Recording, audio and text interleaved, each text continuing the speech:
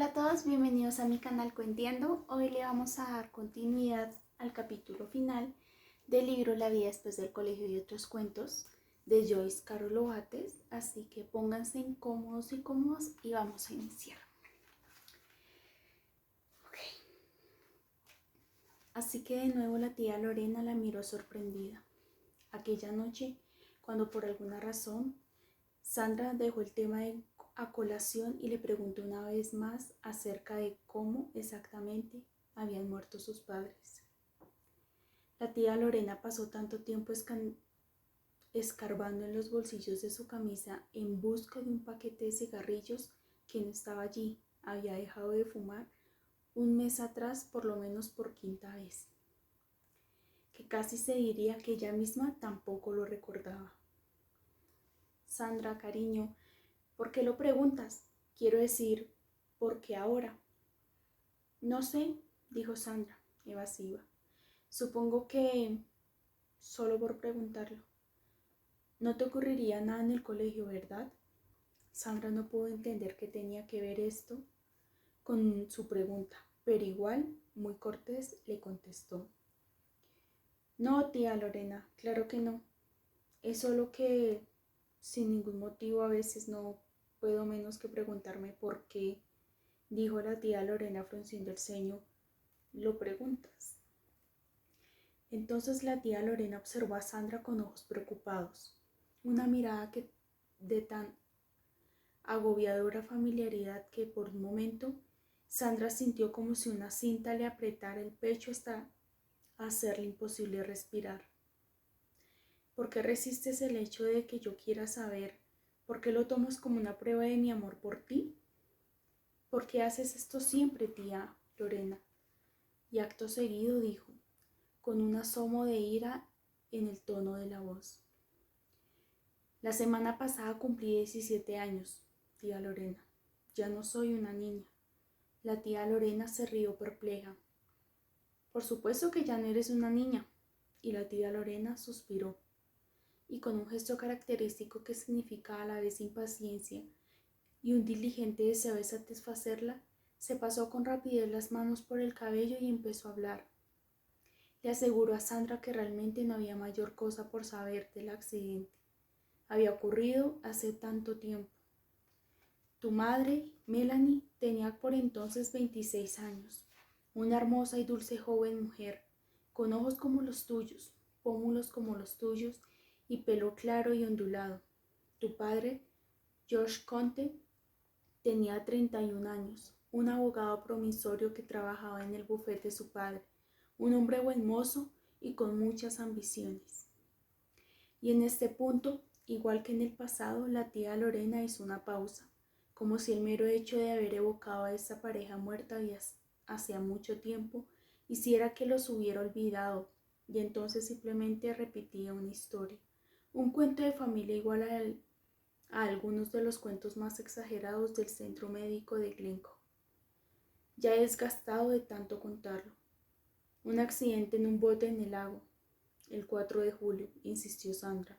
Y yo estaba contigo y tú estabas conmigo y con la abuela en la casita de verano. Tú eras pequeñísima, dijo la tía Lorena con lágrimas asomándose a sus ojos. Y ya caía el sol y era hora de que empezaran los fuegos artificiales. Tu papi y tu mami habían salido a navegar en la lancha rápida de tu papá. Habían ido hasta el otro lado del lago en el club.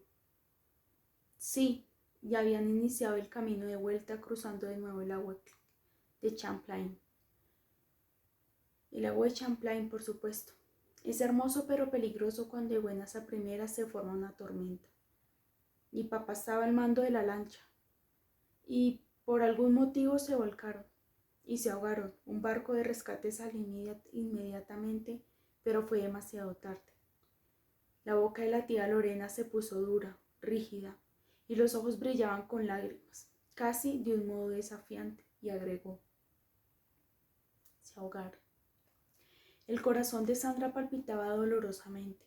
Estaba segura de que tenía que haber algo más, pero ella misma no podía recordar nada, ni siquiera a sí misma, aquella pequeña de 2 años de edad, esperando a papi y a su mami que nunca más volverían a llegar. Sus recuerdos de su madre y de su padre eran vagos, opacos, sin contornos, como en un sueño que aun cuando parece que estuviera a punto de salir a la conciencia, de pronto se sumerge en una oscuridad todavía mayor.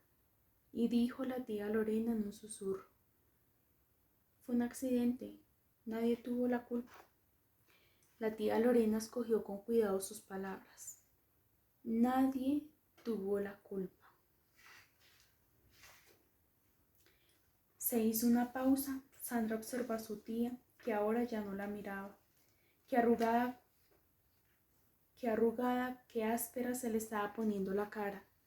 Toda la vida había sido imprudente, diríase que temeraria, indiferente al sol, al viento, al clima, y ahora, cerca de los 50 años, bien podía parecer una década mayor. Sandra tentativamente preguntó: ¿nadie tuvo la culpa?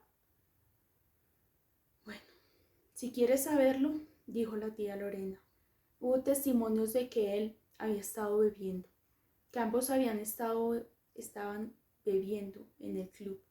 Si la tía Lorena le había dado un tremendo pellizco en el embés de la mano, Sandra no se habría sorprendido tanto. ¿Bebiendo? Esta parte de la historia jamás la había escuchado. La tía Lorena continuó con tono grave, pero no tanto como para que hubiera hecho alguna diferencia. Hizo otra pausa y sin mirar a Sandra agregó: tal vez. Sandra, atónita, no pudo pensar en nada más que decir o preguntar. La tía Lorena estaba de pie, caminando de un lado a otro, su pelo corto despeinado, su talante en plan de furiosa discusión, con ánimo de polémica, como si defendiera su caso frente a un auditor invisible, mientras Sandra simplemente miraba. ¡Qué idiotas! Intenté advertirle a tu mamá. Una parejita muy célebre, muy atractiva, muchos amigos, demasiados amigos. El maldito club de Camp Plain, en donde todo el mundo bebía demasiado, tanto dinero y tanto privilegio. ¡Ja! Para el bien que le hizo. Ella, Melanie, tu madre, tan orgullosa que se sintió que le hubieran pedido que se hiciera socia del club, tan orgullosa de haberse casado con él, de echar su vida a perder. En eso acabó todo al final. Le advertí que era peligroso, como jugar con fuego. ¿Pero qué crees que me hizo caso? ¿Que alguno de los dos me hubiera hecho caso? ¿A mí? ¿A Lorena? A esa edad somos tan ignorantes que creemos que viviremos para siempre, que podemos desperdiciar la vida. De súbito, Sandra se sintió mal, enferma. Salió con prisa de la sala, cerró tras de sí la puerta de su cuarto y en la oscuridad empezó a llorar. De manera que ese era el secretito escabroso, bebiendo, borrachos, detrás de la tragedia. Con el tacto que le era característico, la tía Lorena no se acercó a golpear en la habitación de Sandra y la dejó en paz durante el resto de la noche. Solo después de que se metió en la cama y el resto de la casa quedó a oscuras. Sandra recordó que había olvidado contarle a su tía sobre el señor Starr. Se le escapó completamente, y sobre el dinero que el señor había embutido en su mano, ahora en un cajón de su cómoda, bien enrollado debajo de su ropa interior, como si lo hubiera escondido, sintiendo culpa. Sandra pensó: puedo contarle mañana. Parte 5. El coche fúnebre. Acuchillado frente a Sandra Blake, bosquejando su semblanza con avidez, el señor Starr decía a una voz rápida y embelesada: Eso, así es. Tu cara alzada al sol como una flor en flor. Mira, Blake, no existen 2 o 3 preguntas eternas, preguntas que, como las olas, se repiten una y otra vez incesantemente. ¿Qué hacemos aquí? ¿De dónde venimos y para dónde vamos? ¿Tiene sentido y dirección el universo o es un mero azar? Y estas preguntas son las que al parecer responde el artista a través de las imágenes que conoce. Pero, mi niña, cuánto me gustaría que me contaras algo de ti, aunque sea un poco. Y como si durante la noche lo hubiera observado sobrevenido un cambio, una nueva determinación. Sandra tenía menos reservas respecto al asunto de posar para el señor Starr esta tarde. Era de alguna manera como si se conocieran bien.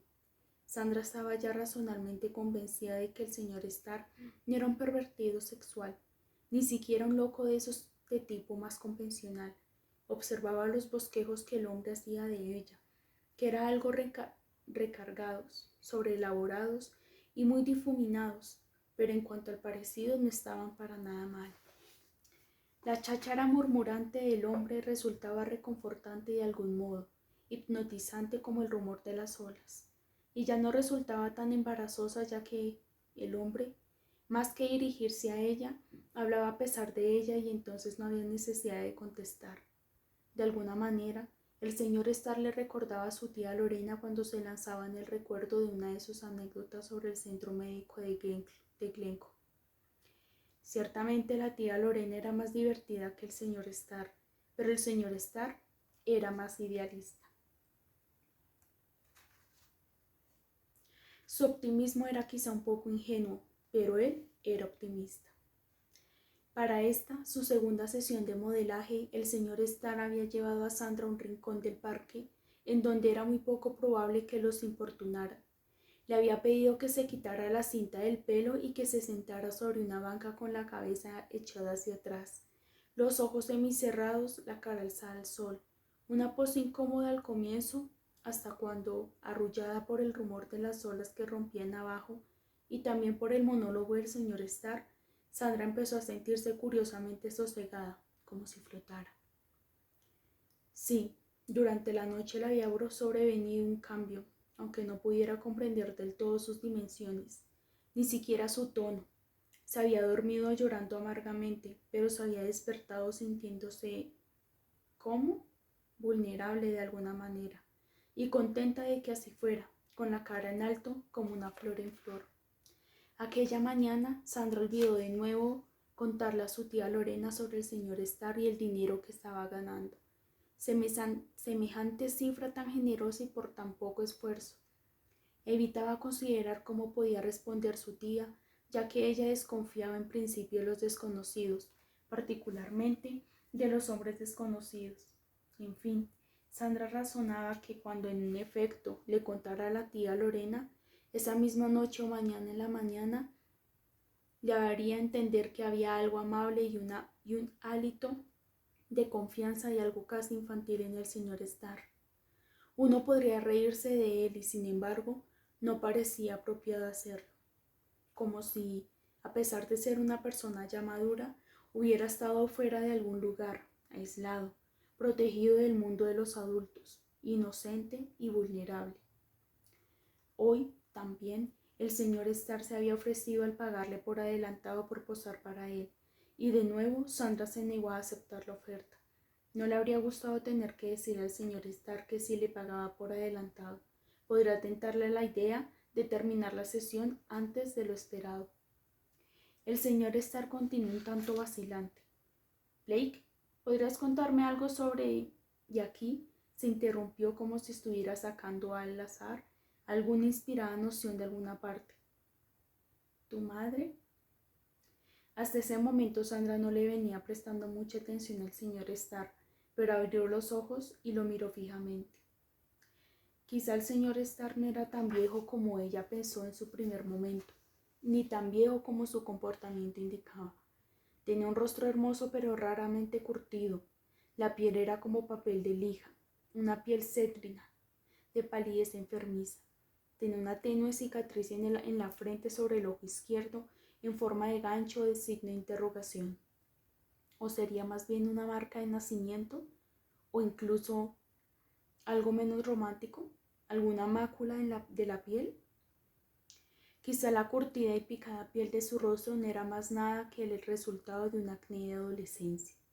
Su tímida sonrisa descubría unos dientes grandes y húmedos. Hoy el señor Starr se había presentado sin nada con que cubrirse la cabeza, y sus pelos finos y desombrándose blancos se mecían al viento. Tenía puesta una ropa sencilla, sin nada en particular, una camisa demasiado grande para él, una chaqueta caqui con mangas arremangadas. De cerca Sandra alcanzaba a verle los ojos detrás de sus gafas de lentes oscuros. Eran pequeños, hundidos, inteligentes y luminosos. Su piel estaba hinchada y amoratada, como si los hubieran golpeado. Sandra se tiritó, observando tan fijamente a los ojos del señor Starr, como si estuviera viendo el alma de otro ser en un momento en el que no estaba preparada para ello. Tragó saliva y muy lentamente dijo: Mi madre no vive. Qué manera curiosa de expresarse. ¿Por qué no decir simplemente, como se dice normalmente, mi madre está muerta? Durante un largo y penoso instante las palabras de Sandra parecieron quedar suspendidas en el aire que los separaba, como si la indiscreción que acababa de cometer el señor Starr hiciera que ahora ya no quisiera escucharla más. Entonces, muy rápido y excusándose, dijo: Ya veo. Lo siento mucho. Sandra había estado posando al calor del sol, tibiamente cautivada por el sol, las olas, la voz del señor Starr, y ahora, como si hubiera despertado de un sueño del que no había sido consciente, sentía como si lo hubieran tocado, como si lo hubieran pinchado para traerla a la vigilia. Vio patas arriba el borroso y difuminado bosquejo que el señor Starr venía haciendo de ella. Vio su carboncillo suspendido sobre el rígido y blanco papel como en una actitud desilusionada. Se rió, se pasó la mano por los ojos y dijo: Ocurrió hace mucho tiempo, la verdad, jamás pienso en ello. La expresión del señor Starr era cautelosa, compleja. Preguntó: Entonces, ¿vives con tu padre? Las palabras sonaron extrañamente forzadas. No, tampoco. Y no quisiera hablar más sobre esto, señor Starr, si no le molesta. Aunque Sandra habló casi implorando, lo hizo con una seriedad concluyente. En ese caso, asunto terminado. No hablaremos más de ello. Ciertamente no, dijo con rapidez el señor Starr y volvió sobre su bosquejo, el rostro arrugado con concentración, y así pasó el resto de la sesión en silencio. De nuevo, tan pronto como Sandra mostró señales de inquietud, el señor Starr declaró que podía terminar por ese día. No quería fatigarla a ella ni a él mismo. Sandra se frotó la nuca, que le dolía un poco, estiró brazos y piernas, sentía la piel ligeramente quemada por el sol o por el viento y le ardían los ojos, como si hubiera estado mirando directo al sol. ¿O acaso había llorado? De ser así, no lo recordaba. De nuevo el señor Starr le pagó a Sandra de contado, sacando el dinero de su fina billetera llena de billetes. La mano le tembló ligerísimamente en el momento en el que puso el dinero en la de Sandra. Con algo de vergüenza, Sandra dobló rápidamente los billetes y se los metió al bolsillo. Más tarde, una vez en casa, descubriría que el señor Starr le había dado $10 de más. ¿Acaso una bonificación por haberla hecho llorar? A pesar de que era obvio que Sandra tenía ganas de alejarse con rapidez, el señor Starr caminó con ella cuesta arriba en dirección al bulevar, cojeando, apoyado sobre su bastón, pero a buen ritmo.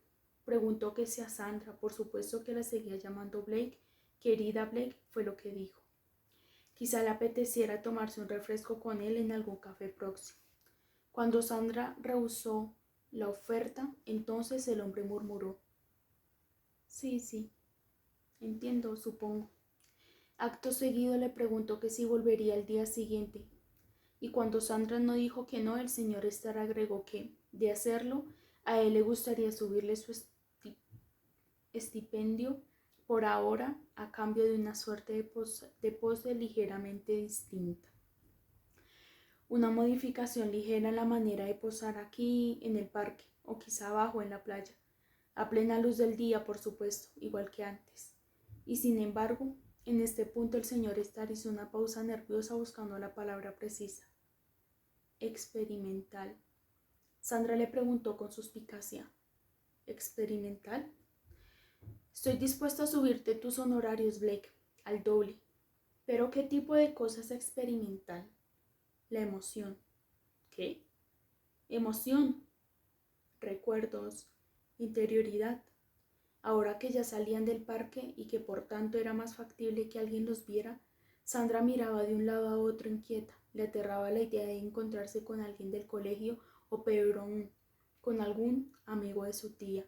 El señor Starr hacía muchos gestos y ademanes al hablar y parecía un tanto más exaltado que de costumbre. La interioridad, aquello que no ve el ojo exactamente, no ve el ojo externo. Mañana te cuento con más detalles, Blake, dijo. Nos encontramos aquí mañana, ¿cierto? Sandra balbuceó. No lo sé, señor Starr. Vamos. Debes hacerlo, por favor. Sandra sintió un respiro de compasión por el señor Starr. Era un hombre amable y cortés, y caballeroso, y ciertamente muy generoso. No podía imaginar su vida sino como la de un hombre solitario, excéntrico y sin amigos. Incómoda como estaba en su presencia, igual se preguntaba si quizá no estaría ella exagerando su excentricidad. ¿Qué vería un observador imparcial al contemplar la alta figura cojeando el bastón, el talego de lona, los lustrados zapatos de cuero negro que a ella le recordaban un funeral, el fino y delgado pelo de un hermoso blanco plateado, las gafas oscuras que resplandecían al sol?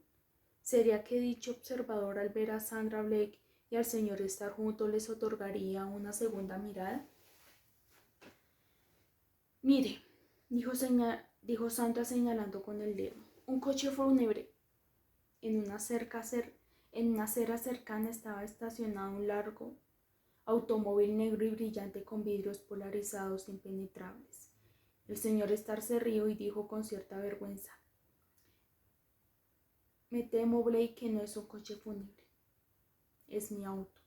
¿Su auto? Sí, me temo que sí. Ahora Sandra pudo ver que se trataba en realidad de una limusina que esperaba contra la acera. Tras el volante había un chofer joven con una gorra de visera. De perfil parecía ser asiático. Sandra lo observó, sorprendida. El señor Starr era en efecto un hombre rico.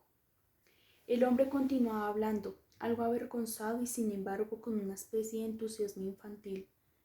Yo no conduzco, como ves. Otra desventaja. ¿Alguna vez lo hiciste? Hace mucho tiempo,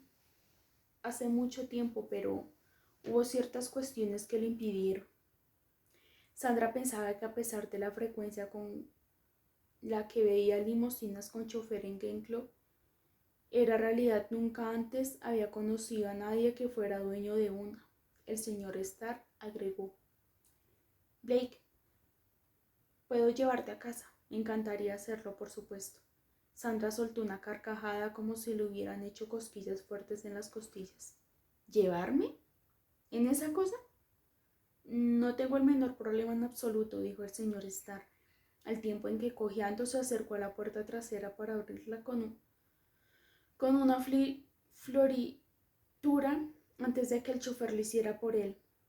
Entrecerró los ojos y observó de nuevo a Sandra con una sonrisa esperanzada. Es lo menos que puedo hacer por ti tras una sesión tan agotadora. Sandra sonreía mientras que observaba el oscuro interior del automóvil.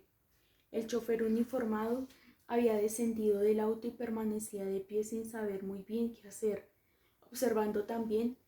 Quizá fuera filipino y resultó no ser tan joven después de todo. Con un rostro pequeño y marchito, llevaba puestos unos guantes blancos. De pie, pues muy derecho y silencioso, observaba a Sandra. Hubo un momento en el que pareció que sí, que Sandra iba a aceptar la oferta del señor Starr y que se subiría a la parte trasera de la negra, larga y reluciente limusina, de manera que el señor Starr pudiera proceder a hacer lo mismo detrás de ella, y el chofer cerraría la puerta tras los dos. Pero entonces, por alguna razón que Sandra no habría podido explicar, quizá la intensidad de la sonrisa con la que el señor Starr observaba o la rígida posición del chofer con sus guantes blancos cambió de parecer y dijo, no, muchas gracias. El señor Starr se mostró desilusionado y herido. Lo decía todo con su boca caída hacia abajo. Con todo, alegremente dijo, bueno, Entiendo perfectamente, Blake. Después de todo, sigo siendo un desconocido y por supuesto que es mejor ser prudente. Pero, mi querida Blake, te veré mañana. Sandra gritó antes de correr para cruzar la calle. Tal vez. Ok. Eso fue el adelanto que tuvimos de este libro por esta vez, por este capítulo, por este video. Como reflexión, como enseñanza, como lo quieran tomar, siempre he recalcado, si se pueden dar cuenta, no tengo mi silla del escritorio, estoy encima de la cama. Entonces no tengo sobre qué recostarme, así que me van a ver moviéndome mucho, pero es precisamente eso, porque me siento como muy incómoda. Retomando, siempre he dicho, por favor, cuídense no solamente ustedes como adultos, sino cuídense de todo en general. O sea, hay que cuidar a los niños, hay que cuidar a los adolescentes, hay que cuidarnos entre todos. ¿Sí me explico?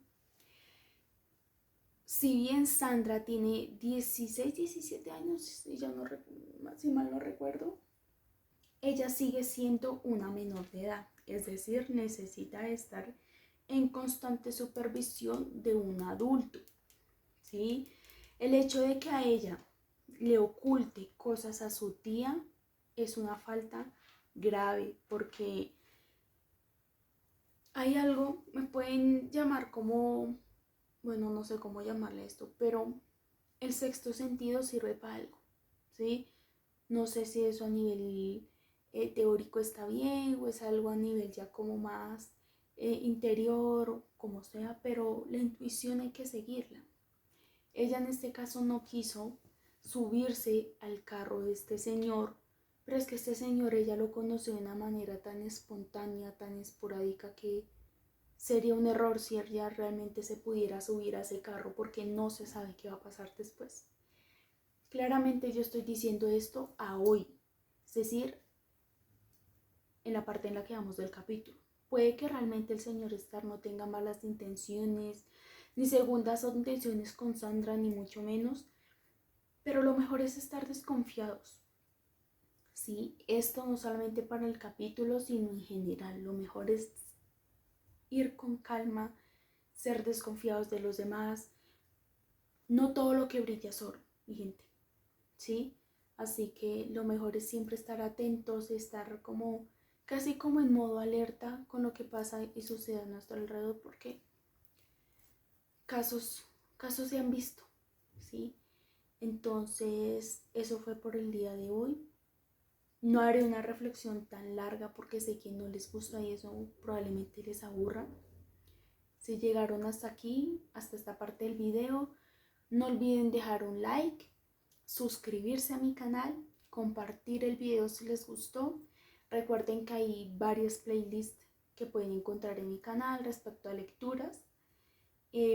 Próximamente les estaré subiendo nueva lectura, porque cuando se acabe este libro, que igual nos queda todavía mucho, ya les traeré un nuevo libro. Es completamente, el autor, si les soy sincera, no lo había escuchado, pero no como un adelanto, pero en realidad ese autor resulta ser un amigo de mi papá. Así que ahí les dejo. Igual tampoco saben quién es mi papá. Pues porque yo casi no hablo de mi vida personal. O sea, yo les digo como mi mamá, mi papá, mi novio, mi hermana, pero no más. Sí, es que la vida privada debe mantenerse así privada. Pero es una historia muy interesante. Mi papá ya leyó este libro. Yo no he leído ese libro, claramente. Así que a la par en la que lo estaremos leyendo el canal, también voy a tener reacciones totalmente genuinas. Igual que esta, porque este libro hace ya bastante tiempo que no lo había leído, pero bueno. Así que les deseo un excelente día, tarde o noche, sea el día, hora o lugar en el que estén viendo o escuchando este video. Agarré la botella y no tomé agua. Bueno, por acá va a empezar a llover, creo. porque está bastante oscuro. Así que no olviden cuidarse bien, cuidarse de los demás. Y nada, nos vemos en una próxima ocasión.